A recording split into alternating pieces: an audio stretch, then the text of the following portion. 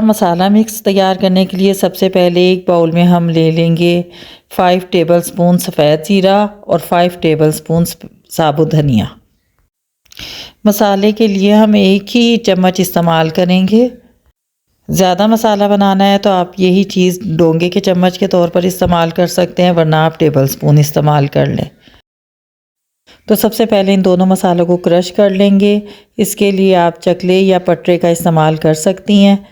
मैंने यहाँ पे एक स्लैब ले ली है और अब मैं बेलन की मदद से अच्छी तरह इसको क्रश कर लूँगी।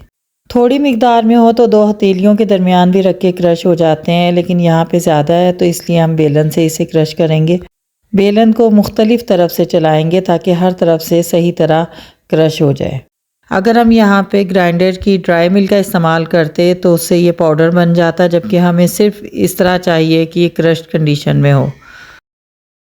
तो आप देख सकते हैं कि कितनी बेहतरीन फॉर्म में ये मसाला आ गया है। बिल्कुल ऐसा ही मसाला हमें चाहिए।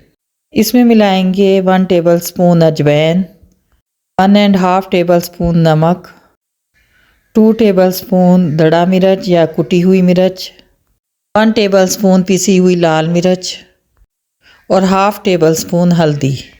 बस इनको अच्छा सा मिक्स कर लेंगे। इसमें टाटरी और अनारदाना या पिसा हुआ अनारदाना नहीं ऐड कर रहे क्योंकि अनहेल्दी हो जाता है फिर मसाला।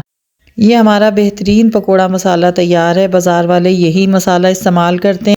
अगर इसमें मीठा सोडा डाला जाए तो पकोड़े घी ज़्यादा लेते हैं, इस वजह से हम मीठा सोडा अवॉइड करेंगे।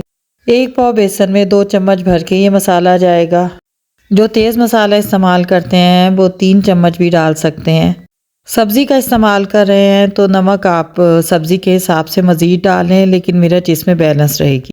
रमज़ान में ये मसाला बनाकर इस्तेमाल करें और अगर आपको लगे ये मसाला वाकई में ज़बरदस्त तो कर दें हमारी वीडियो को लाइक और शेयर और हमारे चैनल को सब्सक्राइब।